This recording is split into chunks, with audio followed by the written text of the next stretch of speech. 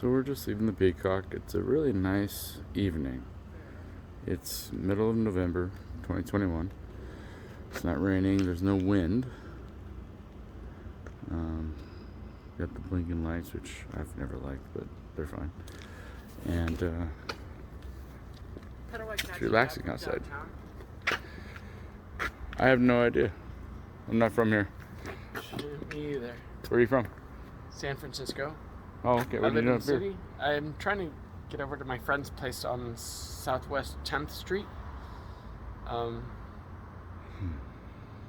to remember the way the streets run. So I'm videotaping right now, just so you know, like for my I'm trying not. I won't get you on. Well, I might get you on, but you know what I mean. Either way. So 10th is. I've been here 2 days. That's it. The streets. Here from. Oh, here we go. So we have Vancouver, Washington. Originally from Bellevue. Well, see, Vancouver, Washington. And Vancouver usually sounds like Canada. It's a whole nother angelic place. It is. But Vancouver, Washington is not too far away. Just across the border. Yeah. Portland, you've got Vancouver. I spent a lot of time in San Francisco. It's nice. Or at least I haven't been there in 20 years, so I don't know how it is anymore. But I moved back there about 20 years ago. You did? I did. Yeah, from Miami, actually. What are you doing over there now? Are you working, or right is it now, for work, or what was it for? Family work? I'm from the Bay Area. Oh, okay. I was born about 20 miles south of San Francisco, but you know what? I'm going to videotape you because I do interviews. It's all good. So go ahead. But let's tell your story. I'm from the Bay Area. Grandparents in Atherton and Belmont. Okay. During the late 70s, early 80s, there was a big move from the Bay Area up to the Northwest, up to Seattle, up towards there. And my mom sold our meager house. Meager. I love the word. Meager house in 1980. Ooh. And moved ourselves up to Shelton, Washington. Shelton, which is on the other side of the Puget Sound. It's a place that the person speaking right now does not know well. I've heard of it. I don't even know how to place it on a map. So that's Shelton, Washington that we're talking about right now. He is about to teach me about Shelton, Washington. Shelton, Washington is across the Puget Sound from Tacoma, Washington. Okay. Tacoma is on the western or the eastern side of the Puget Sound. Lots of Bainbridge, is that close to Shelton? Bainbridge Island is much further north. Bainbridge is a ferry ride away from Seattle. You know what? I didn't mean Bainbridge Island. I meant where's the port? Bremerton. Bremerton, thank you. Yeah, Bremerton the other beach is across the Puget Sound again. But from Bremerton Seattle. is west of Tacoma. Bremerton is west of Tacoma. It would be northwest of Tacoma. Right, and Shelton is? Shelton is south of Bremerton. Okay. So you have... So I'm just placing it in my head, so I get it now. So you go across, you go west. You can either go north into Bremerton, or you can go south into Shelton. San Francisco as a peninsula, as a bay. Yep.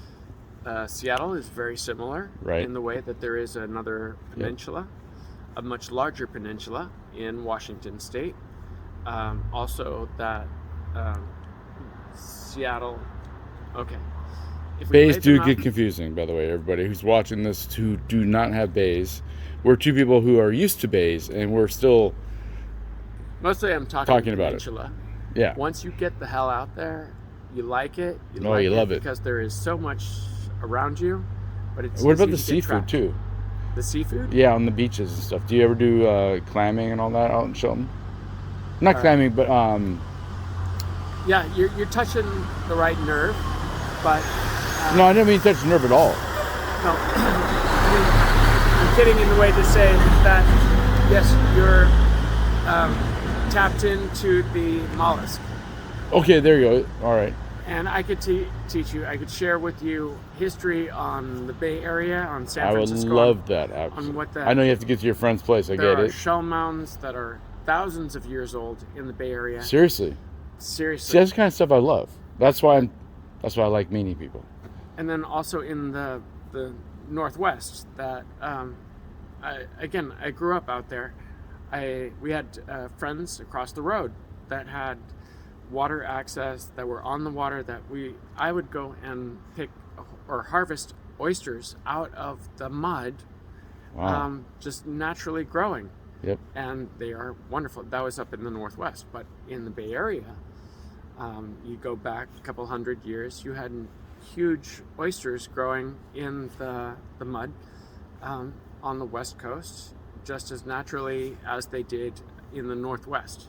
Wow. So, but a gooey duck, I mean, again, any size queen knows what a gooey duck is, but general public won't know what a gooey duck is from a fucking hole in the soil. Yeah. But again, you got not pretty. They're not pretty. You got to sneak up on a gooey duck and catch its or distract its attention. What would you describe a gooey duck as?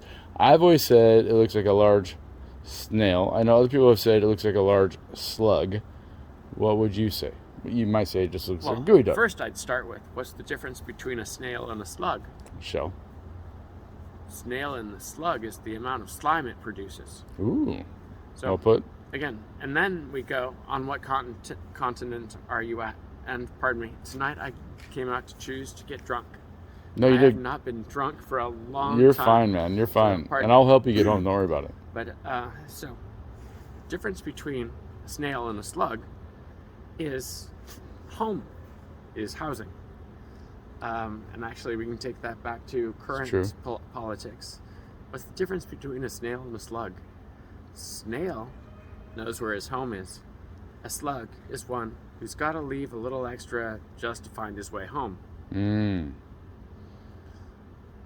Now, difference between a clam and a gooey duck is this. And whether or not you can take this, or you just go for this way. A little dirty for our audience, but he's really just talking about fingers and arms and nothing else. No, I'm specifically talking about gooey ducks and clams.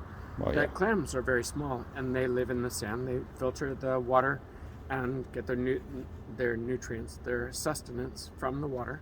Where gooey ducks actually are an amazing creature that dig very far down into the sand, and they put up this huge funnel, this very thick, muscular tube. That's what you're doing with the hand right now? Yes. Okay. This is a gooey duck. Okay. Gooey ducks actually do like this. Yep. And then when you walk along the sand up here, they feel it and they pull back down into the sand. Gotcha. Where clams are very short mollusks that do this, and then they pull in. Well, they're smaller animals, or smaller, or whatever. Yeah. They're similar creatures, but much smaller in the evidentiary protection. Right.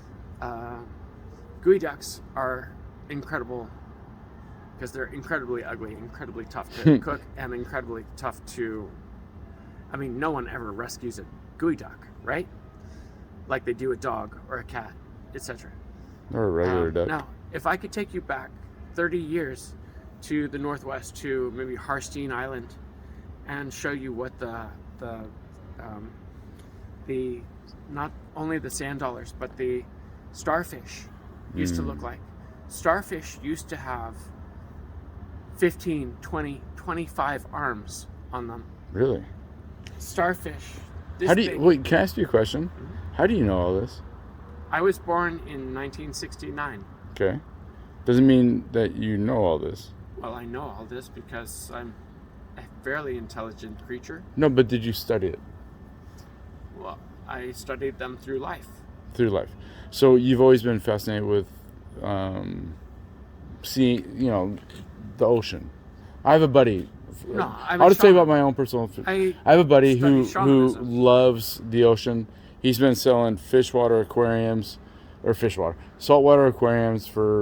since he was like 15 years old, right? He ended up managing that place. He ended up having his own... He's now an entrepreneur, and he's doing very well because he just loves that stuff. He may be an all the same stuff that you're talking about right now. So that's why I'm asking you, I'll call him an aquapreneur. Yeah, because I like that. He knows his water, and he knows his fish. And so why are you excited about it is what I'm asking you. Excited about what?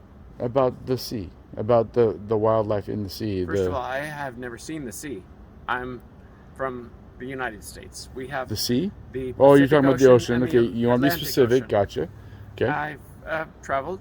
I've seen from Berlin to Paris to London to through Italy, but not really touched the sea. I do know my oceans. You want to be specific? Gotcha.